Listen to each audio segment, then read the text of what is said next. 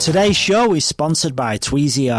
So Alan, if you want to do some upkeep between eyebrow threading sessions or your next trip to the chiropodist, having a reliable set of beauty implements in your medicine cabinet comes in handy. I've not been one for plucking my eyebrows, Mark, but as I've got older, I've noticed those nostril hairs and toenails are getting harder to deal with. Yeah, me too. It sounds like you need Tweezy beauty implements. They're surgically engineered, perfectly balanced and sharpened, and made from surgical-grade stainless steel. All I need now is a lifetime warranty. Well, now you mention it, Alan. Not only are they unparalleled in quality, they also come with a lifetime warranty. Seriously? As long as you've not lost or abused them, fill in the warranty form when you purchase your Tweezy surgically engineered tweezers and they'll be replaced for free. To order your Tweezy surgically engineered beauty implements, go to tweez-er.com and enter the promo code Expats10 at checkout and receive 10% off your order.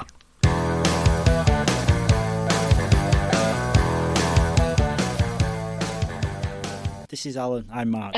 If you're not figured it out, completely different accents. I know. I was going to be saying, yeah, I've listened to you for so long now. It's really funny seeing you like face to face.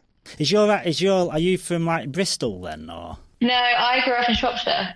You've got the Queen's English speech then, no? Because there's no farmer kind. Yeah, Shropshire is quite rural, but no, I moved down to kind of Oxford area when I was 18 and lived there for another 7 years, and then we were living in Reading until Christmas this year. So what brought you to Australia in the first place, and how did you go about getting this job to get you here? Yeah, no, we did have we've had ambitions for quite a few years to come. We first came over in 2018, Christmas, New Year's. My sister's been here for about 8 years now.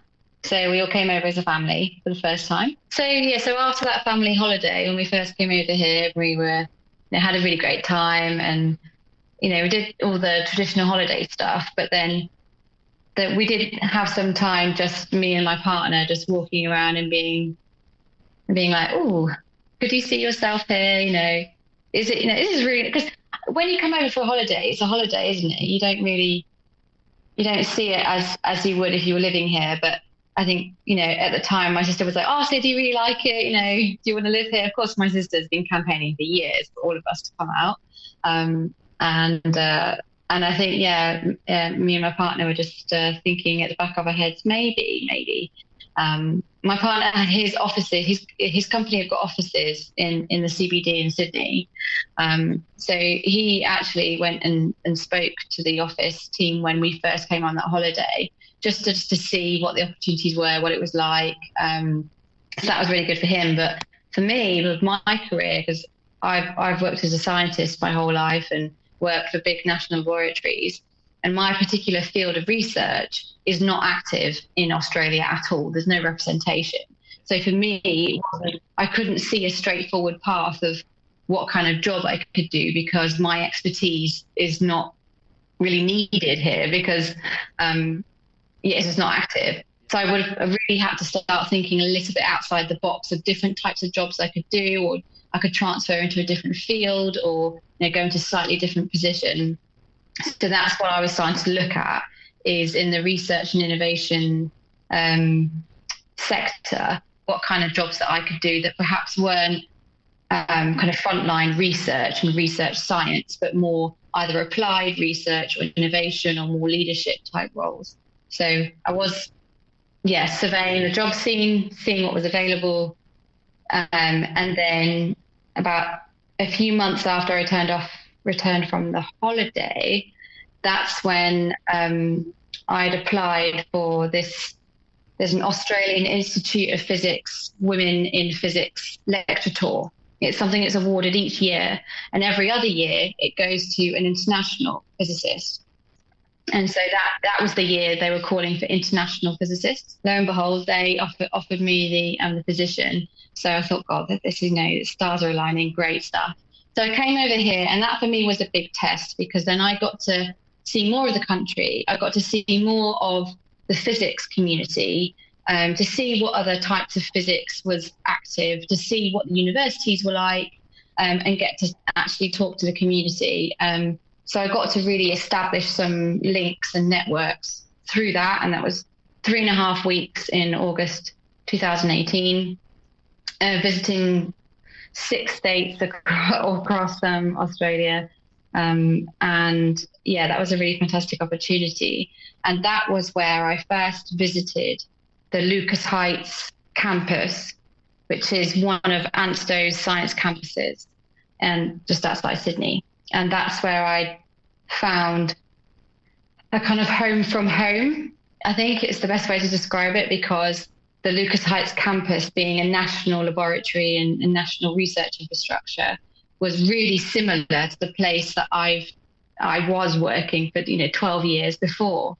So I could suddenly see the transfer opportunity because it was a very similar working atmosphere. The physics community here is not as I think not as broad, shall we say. So there's I say astrophysics and quantum technologies type physics, some photonics and things like that.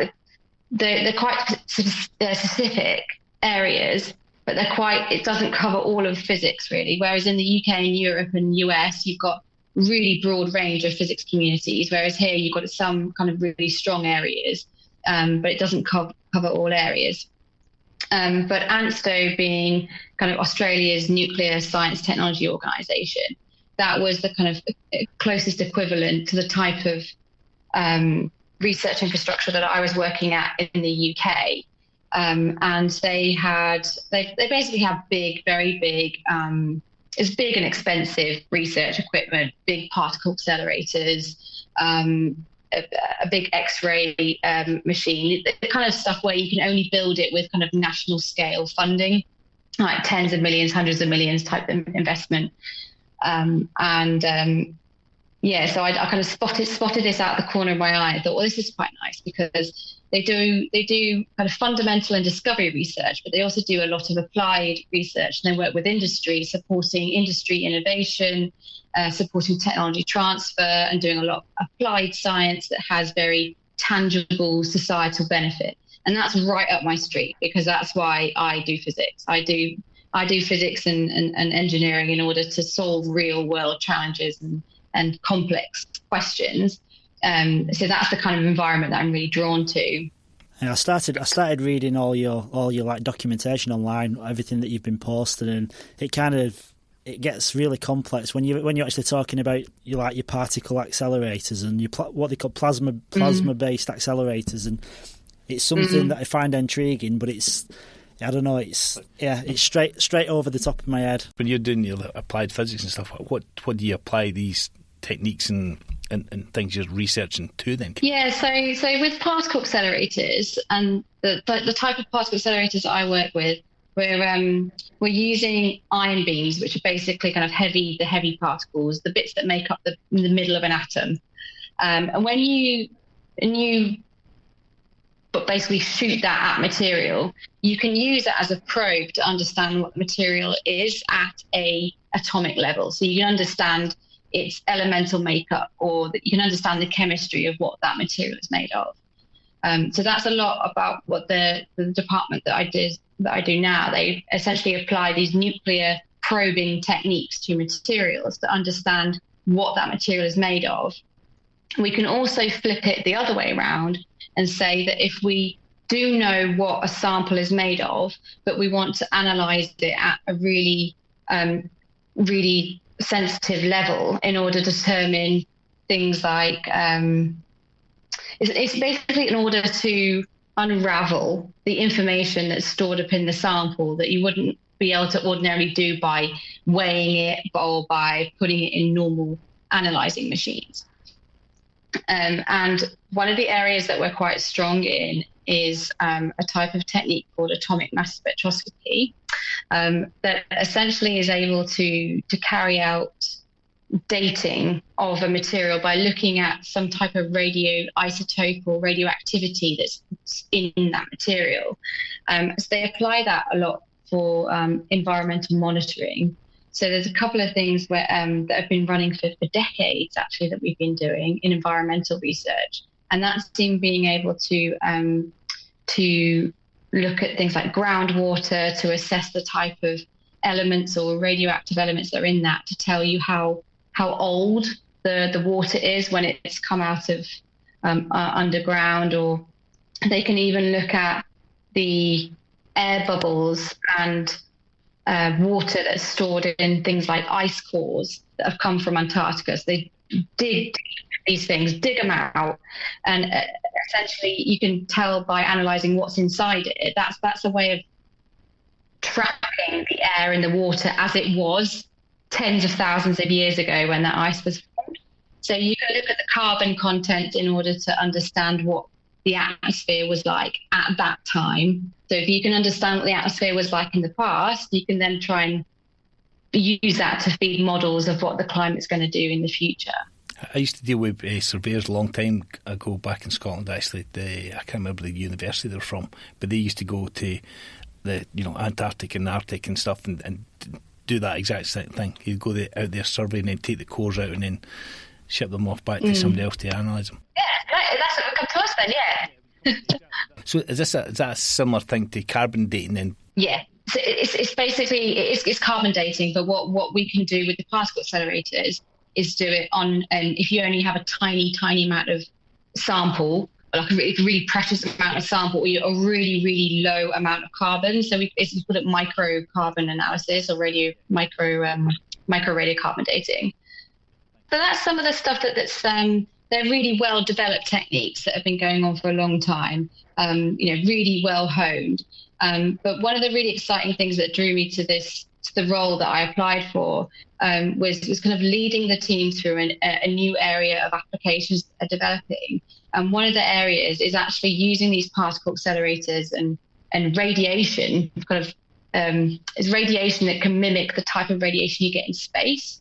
And so what we're setting up is a new beamline that can irradiate materials, specifically electronics that might end up on spacecraft or satellites, essentially anything that ends up in space, and be able to test how that's going to behave under this really harsh radiation environment, so that they can be qualified to see if they're going to last as long as they need to last when they're in space.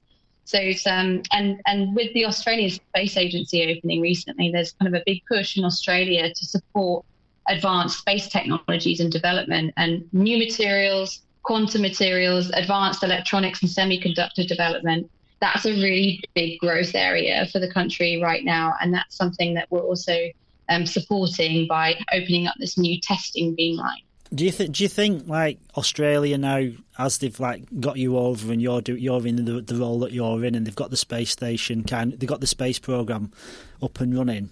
Do you think Australia are trying to compete now with your European countries in America, where they're trying to get in the forefront of technology? Yeah, I think so. Yeah, there are some priorities, science and innovation priorities that the country are starting to focus on now. And I think that's excellent. I think there's much more connection now with Australia, with all the other big kind of science and innovation communities around the world. It has a big part to play in the kind of Asia Pacific area. There's a big connections. I know that just in the organisation that I'm in, that that we have in across New Zealand and the Asia Pacific area. And now that the world is getting smaller, it is easier to collaborate with the Americas, but also with Europe and the UK. And so, Australia is starting to become a major player in the science and innovation community, whilst also recognising, like I said, the community is smaller, so we can't do everything. And so it is key to have some priority areas if you want to invest. And one of the tactics that that the government wants to play is investing in core science and innovation technologies to boost the economy in that way. And that's something I'm a big supporter of. I do believe science and innovation is a really important thing to invest in, to grow the workforce, to have key technologies and capabilities that are here, homegrown technologies. It's the space of radiation testing is what we're opening up at the moment. And so that's a kind of new capability that had started long before I arrived at the beginning of this year.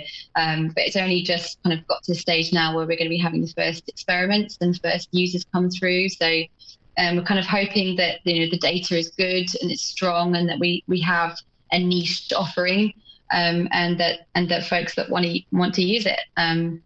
But even just today, I was just having a really great conversation with one of the people in my team today about how he's been doing some science with some collaborators within Australia to do what we call ion beam implantation. So that's where you're taking kind of single ions, which basically charged atoms. It's single atom scale particles, teeny tiny particles, zooming them up to a high speed, and then shooting them one by one onto the surface of these materials, that then you can actually change the properties of the material if you do that in a controlled enough manner.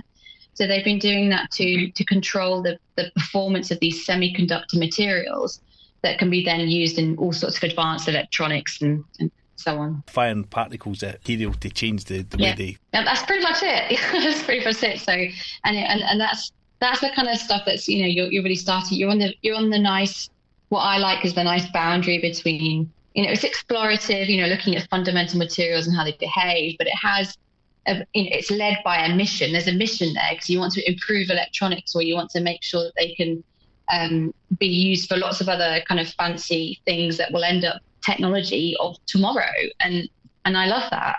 I really love that kind of blend of mission-led research, but it's also, really quite far outside the box and really kind of pushing the boundaries of what we can do. It all sounds like very sci-fi, doesn't it? It does sound like a movie, yeah. It sounds like somebody's in fact in a, in a movie but then just creating that. But a lot of it's like implemented in probably real world cases that everybody understands and everyone's heard of. But it's just when you're describing it on your kind of level, it's like complex to put it blunt. One thing that's actually really quite tangible, actually, and I didn't appreciate about the department until I got there, and that they've been running a 30-year program to do air pollution monitoring. It's basically where they've got these little filters, and they're about a couple of centimeters in diameter, and they're placed in these boxes that are then positioned actually all around Australia and a few around in the Asia countries as well. And they're little like filters, kind of fabric filters that pick up basically what's in the air, like the pollution, the particles in the air. That then comes to us. We bombard it with this particle beam, and we can tell you exactly the elements that are inside that filter. And then there's a bit of analysis. It doesn't even stop there, because that's normally like what we do then. You say, okay, here's a little map of all the elements inside that thing, so you can see, what chemicals or what pollution's in the air in that location. Now, but the scientists have also managed to do some analysis, which then works out, if you've got a certain combination of chemicals, what pollutant or what source of pollution that is. So they've been doing this for 30 years. So they've been able to trace things like when lead disappeared from petrol, they can see like the change in pollution and the positive effect of that. So so when you hear all these stats on the news and stuff, and they're saying that pollution is dropping, that's where it's coming from, stuff like that. Yeah, it's not just made up. It's actually it's not just some guy just working out in an office. There's proper real science behind it. Yeah, and we've been doing like a really long-term study with the I think it's the Environmental Protection Agency, the EPA, in New South Wales, and they did all of this monitoring after the bushfires as well. So they were able to see kind of the effect of the bushfires on air pollution, but also how things like winds and, the climate, how that takes drifts basically a lot of the pollutants in the air across the state, and the effect that had. And so we then contributed to a government report that was looking at the response to the bushfires and what they were doing to monitor the impact on everyone's health. So yeah, it's again, and I didn't even appreciate that we could use particle accelerators to do that until I started looking into this role. So what were they like? They've been using them little filters for like 30 years then. So what were they? How were they kind of testing them before these like these particles before this like plasma beam technology existed? What were they doing? Were they just doing primitive testing, or? I think so. Maybe more just more ordinary chemistry. So being able to try and kind of filter out the chemicals using normally organic methods, rather than using what we call ion beam analysis methods. So is that the difference? So you're shooting particles at it, and then the other way would be you dip it in some kind of chemical and see what the reaction is. Is that? Yeah. So Ceri, you were pretty this position what's come available then. You were pretty fortunate where your sister actually lives in the same place as well. I mean, your sister could have lived anywhere in Australia, and it just so happens it's the same state. Yeah. I mean, we had our eyes on Sydney. That's what we were aiming for. Well, I mean, as far as I know, there's nothing like that in WA at all. I don't think we've got anything like that. No. But what do you think? Is there anything over here that's even close to that, Ceri? Is it purely, is it one location in Australia for ANSTO? No, for ANSTO we've got one of the main campuses, Lucas Heights. There's another campus just outside Melbourne. That's where the Australian synchrotron is, which is a really impressive bit of kit. Well, you're going to have to explain that now, because you can't just throw big words at us and then just move on. Is that like what's a synchrotron? Is that like what's in Europe, that 27-kilometre long?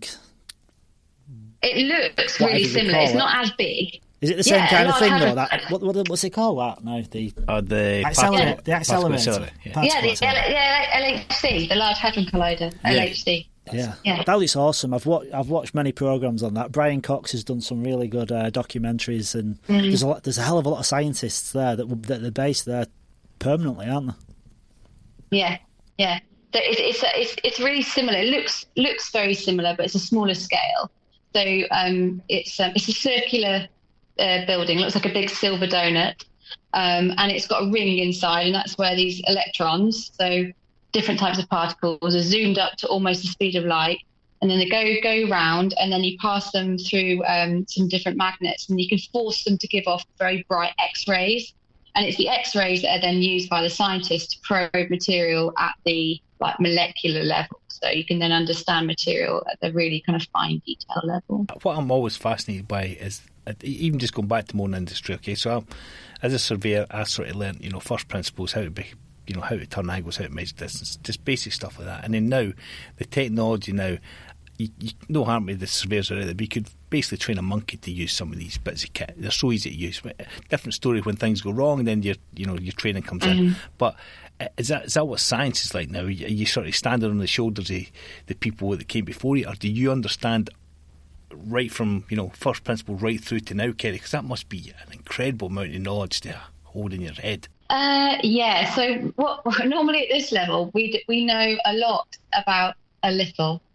It's normally at this level, so you end up being kind of world experts in a tiny amount of physics. So I forget the other bits of physics. Yeah, but I mean that makes sense because you couldn't physically remember all of that. I would imagine there's so much you can't.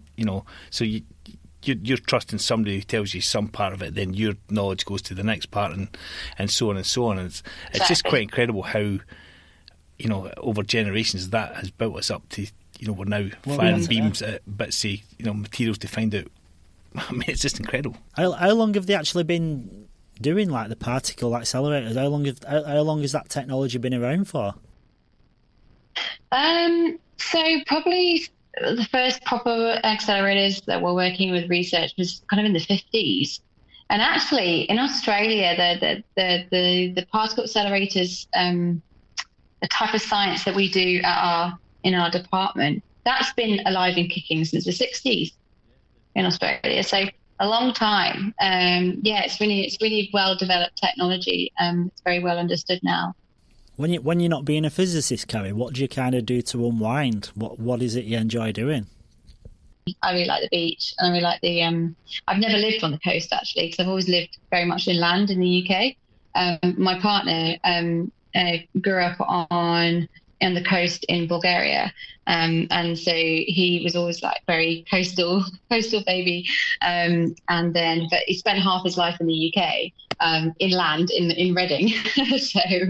The idea of being able to live in a really big cosmopolitan city that was, you're always kind of 15 minutes drive away from a beach, it's just ideal. So we've been definitely doing a lot of beach trips, lots of walks. Yeah, no, it's quite an unusual sort of coming to a city. You're right. I mean, there's no cities in the UK it's like that, you know. I mean, probably London with the Thames, I suppose, would be the closest, but it's still not the ocean, though. You know, it's not the same thing. We come home at night now. Mark and I live in the same estate, and there's a road that they've just put in, and you turn into it now, and you can see the Indian Ocean. Just 30 seconds before you get home, it blows my mind every time I come. I think that's the Indian Ocean there. I think we're still in that kind of honeymoon period of, I can't believe, the sun's out, we can just, our weekends, we can just do all these things which you'd normally do on a holiday. But it's starting to get into a routine and starting getting used to it. But I think there are a lot of things that haven't taken that long to get to adapt to. Yeah, routine kind of kicks in pretty quick, doesn't it? Once you start going to work, it does just become like a 9 to 5. You're at work and you just got beautiful scenery when you actually leave work, and that's the difference. The holiday side, it doesn't go away though for me anyway. I come home every night and think that's a beach there, that's the ocean. You know, it's like you still got that. Even though you go to work and it's work, but you come home, sun's shining, and you can do what you like. You know? Are you actually in the CBD, Carrie, or do you live like in a suburb near it? In a suburb near it, yeah. We're about 15 minutes drive. No, about 35 minutes walk from the CBD. So yeah, like 5-10 minute drive. We're really close. And do you like drive to work, or like do you go on a bike, or do you? Yeah, no, I drive. It's an hour's drive. Yeah. Lucas Heights is it's about 35 kilometres away, which is actually not very far. But it's just very slow. The speed limit's quite low here. Yeah, it's ridiculous, in the Delta areas. Well, it's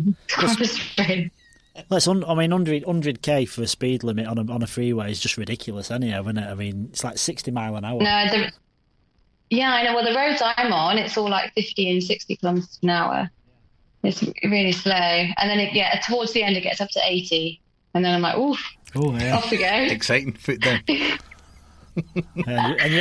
What's crazy as well, you've got all these like V6 supercharged cars, and like it's the slowest speed limit slowest speed limit in the world. Yes, exactly. I mean, really, everyone could be giant SUVs. Yeah, everyone could be driving Kia Picantos like 1.1 litres, and that's all you need. Be fine, yeah.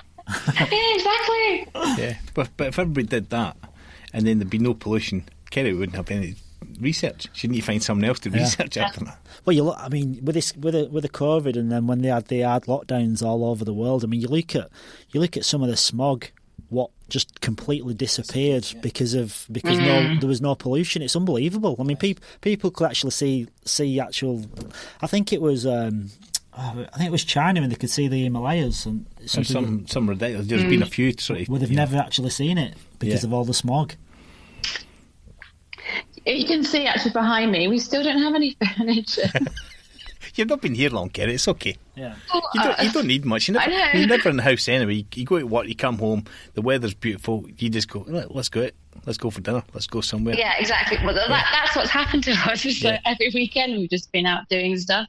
And on Sunday we did spend about 4 or 5 hours doing furniture shopping at one of these giant furniture malls that they have here, where all the furniture sellers are just all in one place. So we did do that. But our shipment hasn't arrived yet. So we're still... Well, it's in the country. It's in the Suez Canal. But he must have got in trouble, that captain. He's never working again, that guy, like... I think he's never... No, but to be honest, I think people were saying it might have been hacked. Because it was doing some really random moves. Like if you actually watch the satellite, just the wind. No, if you watch the satellite image, it did some kind of weird moves before it got into position. It's funny. There's a big picture of it, and it was pushed up against the bank, and there's just this little guy sort of leaning against it. It looked like he was trying to push it back. Yeah. It's quite comical. I mean, just thought he could push it. My mate back home used to pilot stuff. Like I don't know what it was. Pilot, probably the right word. No, he was captain or something. He was. But yeah, the big merchant boats used to do that. He's a pilot in Holland. Yeah, he pilots all the ships in. I get seasick. Do you get seasick, Carrie? I mean, I've been seasick. I've been seasick on a pedal. In fact, That is tragic. In fact, one step worse than that. Every podcast, Mark tells some story that's so tragic that it's hard to hear it, Kenny, honestly. Well, when Mia was... when Karina was pregnant with Mia, this is like 15 years ago, we went to Playa de las Americas, and there was some guy saying, do you want to come scuba diving? So I thought, oh yeah, awesome, I'll try scuba diving. And I was actually seasick scuba diving.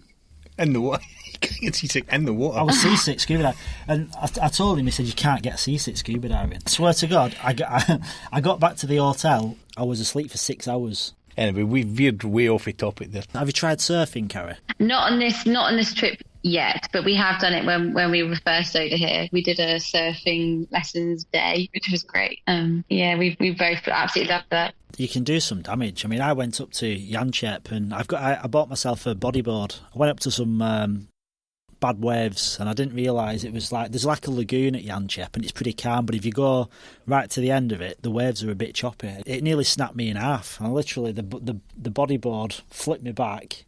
I was underwater for so long. I had some really expensive Oakley shades on my head. I lost them. My pants came down. Honestly, every podcast, Kenny, honestly. I mean, just there's some, I don't know what. No, but I sit here and they're just absolutely shocking all. That what happens to you? How you're still alive, I don't know. My wife and daughter are just enjoying the lagoon because it's really nice, calm water, and you're up there dying. I'm walking back. It nearly damn killed me. I was absolutely petrified. It was throwing me about in them waves like. Mark and water is not a good combination. I took him with my oldest two boys, Kelly. We went camping down to Albany. And we went over the green pools, and there's a massive rock in the middle of this big sort of lagoon. Mark just gets up straight in, dives off, and I was videoing him under the water as he was diving in, and he missed this rock by half an inch, honestly. My God. Hit it. And I never noticed because he was so quick. Realise. And I put the camera under the water to catch him, and then when I played it back, I'm like, oh, he missed it by like... If I'd have dived like 1 degree to the left... Oh, he's dead. It'd have snapped my neck. Yeah. It was pretty... You should stay away from water, mate. Yeah. Lucky guy. He's not good success with water. Sickle pedals, nearly breaking your neck. I mean, it's not for you. No. You should maybe move to like Cooperpedia or something like that. Yeah. I mean, I don't swim far out because I am a bit... Like, my wife always worries when I go to the beach for a swim because... You do worry about the sharks as well, don't you? Yeah. He says I'm lucky. I was born with ginger hair. I ain't lucky. Girls and ginger hair look beautiful. Guys and ginger hair, it's not a good look, is it? No, you just keep shaving it off and hope it come back in a different colour. Do you know is that what you did? Just keep shaving it and hope it came back in a different colour. To be honest, when I was younger, I used to bleach it blonde. That's tragic, honestly. But it was like a luminous blonde. It wasn't. I don't know what to say. It wasn't the best look. To be honest, Ceri, right? When I first met Karina, we met in a bar, and then I think a couple of weeks after, her sister, she was out in the pub and she was with her sister, and I was in the same pub with my friends, and she was out with her sister, and I saw her at the bar, and she was pointing, and then she looked a bit strange, and I thought, what's going on here? And then I walked over, and then it turns out she didn't realise I had ginger hair. How drunk was she when you met her? And she was like, she didn't actually want to tell her sister. She didn't want to tell her sister that was the guy that she was talking about. That's tragic. And then you're married now. Yeah. Honestly, if I'd have been a girl and I'd have seen myself, I'd have run for the hills, because I'm not kidding. When I met Karina, you're punching above your weight, mate. There's no question. She's a beautiful lady. I had the palest colour skin. I had the full ginger hair. You had the full headed ginger hair. The full ginger hair. And I don't know. I used to wear like fake Ralph Lauren shirts, and I had this green Ralph Lauren shirt with his white jeans, and I just looked ridiculous. Just stop, man. You're killing yourself here. Honestly, I'm not doing myself any favours. You're a very cool guy now. Right? Entrepreneur, podcaster. You've grown into it. Yeah. He owns it. He owns his look now. Like, I mean, he's not got any red hair now. I do think he owns it. You look well in it, mate. You look all right. I do think you get better with age, though. Like, What do you think, Ceri? Do you prefer the modern self of you now, or when you look back at your childhood or when you're in your early teens? I prefer being I prefer I'm happier in my 30s than I was in my 20s, for definite. Yeah, you do. You're more comfortable with yourself. You know yourself in your 30s. It's just 20s is like a whirlwind of anxiety and disappointment, and then highs and lows, and all you don't know what's going on. And now I feel a bit more comfortable now. Yeah. You come comfortable enough in your own skin, which just sounds a bit vain, and it's important, you know. I don't think you get very far if you don't believe in yourself. You certainly wouldn't have got the job you're in and the position you're in if you didn't believe in your own abilities. So yeah, exactly. And you only get that by getting older and more experience and realising what you know. Yeah, and I think just like being kind of comfortable with taking a few risks every so often. If you want to push yourself, then you can, because that's how I feel. I still kind of have to pinch myself and remind myself that we're on the other side of the world, because this what we are, 1st of April. Well, this time last year I was halfway through interviews, but even 18 months ago, I've been on the edge of trying to apply for a job which moved me outside the UK for ages, but never came across the right opportunity. I was always extremely comfortable in a great job, had a great surrounding. We'd only recently bought our first house together, only less than 2 years ago. So we had this lovely life in the UK, and everything was going so well. And then this opportunity came up, and we just both went, well, let's give it a go. Let's see what happens. And that's really unusual for me, because normally I would do things which are a bit safer and a bit, I know which direction I'm going. So this is really standing on the end of a diving board and jumping off and seeing what happens. And I'm still quite shocked and impressed that we did it. Yeah, no, well it's a bold move, no question about it. I think, for someone in your position as well, with what you were leaving behind. Was the job that you've got now advertised, or was the job created for you? No, it was advertised. Yeah, they went on.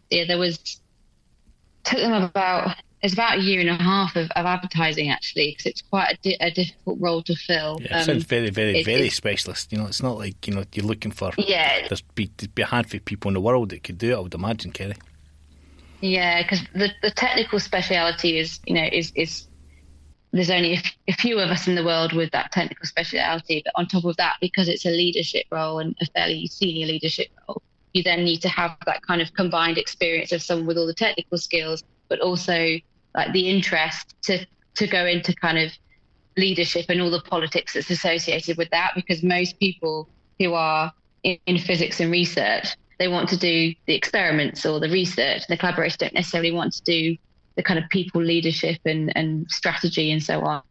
How are you adapting to both of those, Ceri? You quite happy leaving this, not leaving it behind, but moving forward into a more leadership role? Is it something you quite enjoy, or did you come here to do that particularly and want to do that? Yeah, I really like that. I really like scientific leadership. It's the best of both worlds. I get to find out about all the really good projects and try and enable those across the line, whilst also doing thinking about kind of strategy and kind of long game plans and so on.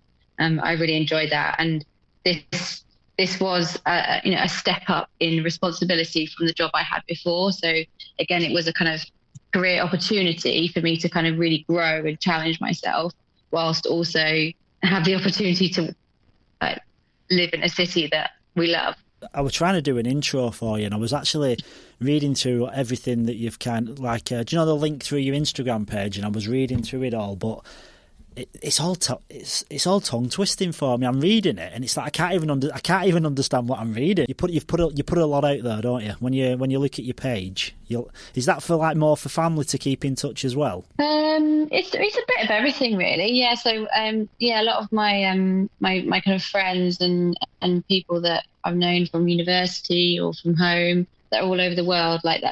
I find Instagram's really good for kind of connecting with everybody, and everyone gets to stay in touch that way. But I also use it a lot as a kind of outreach tool to kind of showcase what a physicist looks like and what I do, and that You'd have to say, Ceri, you do not look like a physicist that I pictured. You don't. Well, exactly, and that's the point. That's what I want to portray, is that I can love physics and also have a very well-rounded life and do lots of other things that look like any other person my age, because we get a bad rap in physics. Do you think you kind of you represent what most physicists look like? Is it just normal everyday people? Like, you get people kind of picture white jackets and scientists and mad scientists sort of. Yeah, you've got to be a bit Einstein-y, a bit crazy. Yeah, or a bit nerdy or something.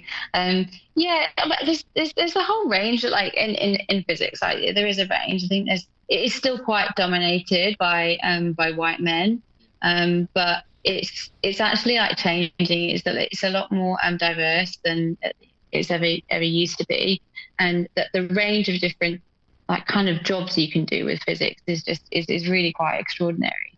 So I've got lots of different kind of friends in physics that all weird and wonderful and diverse in our own ways, and that's what's really powerful actually about Instagram is kind of finding these different communities and people kind of really having a space to kind of display who they are and their interests, their passions. And it's good. Really good. I mean, that's kind of partly what we wanted to do with this podcast as well, to try to bring people together who are, the only sort of thing they've got in common with each other is the fact that they're sort of expats, really.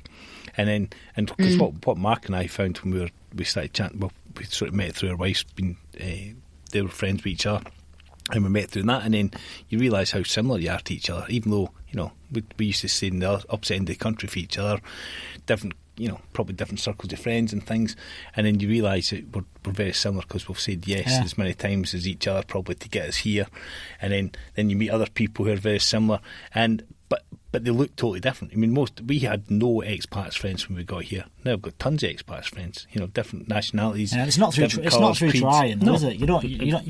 You're not going out your way to actually find English people. It's just it's who you tend to connect with. But you're right. Instagram's exactly the same. Yeah, no, I think I find that Instagram's a bit more of a friendly kind of social media platform, especially for meeting like-minded people.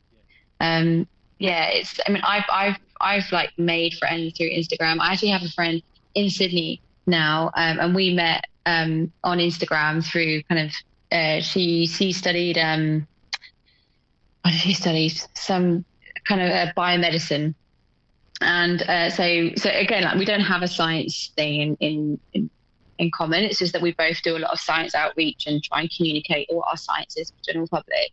And so we connected up on Instagram. And then when I realised that she was studying at University of Technology Sydney, that's when I was like, oh, I really love Sydney. I would love to come there, live and work there one day.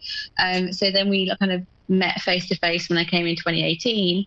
And now, we're going for dinner together tomorrow night with her and my sister and a few of our friends and stuff. So that's really nice. Yeah, that's good. How young were you when you actually developed a passion for science? I don't know. It's pretty late in the game, basically. I don't have one of those lovely little moments of that was my moment and I love science. I liked all subjects really at school, and I think it just got to end of GCSE, and when folks what are you going to do for A levels? And I didn't know. I don't know what subject to do because I didn't know whether I wanted to go off to dance college and do that, or I thought, okay, maybe I should do A levels. I'll get those out of the way first. And so I didn't know what to do, and I was pretty good at school, and I had the grades. I was able to do whatever I wanted. And then someone said, "Oh, why don't you just do some science? That's good," because I didn't know what job I wanted to do. So everyone was like, "Okay, if you just do science, then you're going to get a good job." So I was like, "Okay." So I just did physics, chemistry, economics and math, doing those subjects. But that's when I started to really kind of get into the physics, and I quite liked the idea of being able to explain things around you. I like the fact that you could understand how things happen and you can apply these equations and it just explains things. It just kind of was very clear. It was much more methodical. I quite liked that there was a recipe to the universe. Things behaved like this, and there was an explanation for it, and you can derive how things work. And I love that. Okay, that's exactly. Yes, well, that's exactly what I'm like. I've just not got the same smarts as you, but that is pretty much how I function on a daily basis. And I know it frustrates the life out of Mark because I like things to be in a particular order, in a particular place. And if and it's and I'm bored. I mean, Mark thinks I've got probably borderline OCD, but I'm not. I just like things particular, And my wife drives her nuts.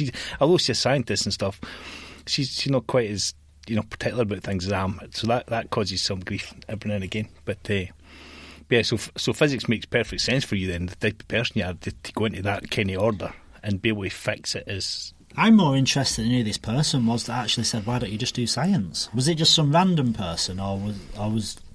No, it's a physics teacher. Yeah, so GCSE physics teacher. He used basically like, you've got the grades, you've got really good capability, you've got really good ability. That's really good. That's rare. I was like, okay. So I just. Does he know like your story now? Then have you been in contact with him since you've kind of got to the stage where you're at now? Does he know because he's created something pretty special, hasn't he? Yeah, if you've not contacted him, he'll know you. He'll be saying, "Yeah, I taught her at school. Yeah, I advised her in that career." I just think you're one of a handful of people in the whole world that does what you do, and I'm not saying he's responsible, but he's directed you into down that path where you might not have took that if you hadn't have spoke to him. Yeah, we could have been talking exactly. to ballet dancers, Mark, instead of a physicist. Yeah, yeah. Honestly, when I got to it was just coming at the end of A levels. Because I got into a musical theatre college. I auditioned and got in at the same time as applying for university. So I had this big decision to make, and then decided to go to university. And then here I am now. Yeah, that's two big decisions to make. Yeah, really. It's I'm not one for looking back and thinking, what would have been, but it's nice to think, I had all these options, and you just keep moving forward and making, whichever one's the right one, it's the one in front of you that you choose, isn't it? Exactly. Yeah. And were you good at ballet? Were you good at ballet then, or? Yeah, I trained at quite a high level. I don't know whether I really would have made it into the brutal competitive world of getting into a ballet company. So I never knew if I was good enough for that. But yeah, I trained to a professional. I've got like a professional level qualification at the same time as doing my A levels. So you're probably the only physicist in the world. Could have been a ballet dancer. That could have been a professional ballet dancer. I'm just putting it out there for everyone. Actually, there is someone, again, that I follow on Instagram. What, that's a physicist and a ballet dancer? Yeah. Oh my God. Yes. Honestly, she's amazing. She's called Mary Moore, and she very recently, like 2 or 3 years ago, finished her PhD in, what did she get a PhD in? Some kind of quantum physics or something. But she's also, at the same time, she was training as a professional ballet dancer in ballet companies around the world. And so when she was at Oxford, and then she'd get the Oxford Tube into London, like perform, and then the next day be in the lab. Absolutely extraordinary. That's extraordinary. I'd have lost a lot of money then. I'd have put a bet that you'd have been the only one. I would have thought so, honestly. I was thinking exactly the same. I think, what are the chances? But what is the chances? And then someone on Instagram. Look, if you can, the fact that if you can imagine it, I think it's probably already happened. So that's one possibility. But the fact that Ceri knew of somebody is just quite impressive. And it's no Ceri either. I mean, you've still got time yet, Ceri. I mean, Mark's not got you too matured at this point, so you could probably still go and make it. I've not what? You've got made her too mature. You know, said she's older, so no, she could still make it as a ballet dancer. I wasn't. Yeah, you could. Yeah, you're still only young, Ceri. Yeah, I mean, really. I'm not asking your age, because obviously that's just worse than asking you. That's just like, yeah. I'm not asking you. But what I'm getting at, like the role that you're in, really, considering you're so young, it's bloody massive, really, isn't it? Considering you're so young as well, to actually be in charge of a team of like something that's so important. Yeah, well, it It is a challenge because the majority of people in my team are older than me. Some of them are considerably older than me. Does that give challenges in itself? Yeah, I mean, it gave me. I had to really think about how I was going to kind of go into the role, and also being aware that they were probably thinking, who is this? Coming from a different country, I wasn't working in the same research field as them, so they didn't really know me personally. They didn't know my research background, and so of course they're going to come in with a lot of question marks of how I'm going to be able to perform, how am I going to be able to communicate and lead a team like this. But it's going all right so far. What's the team like?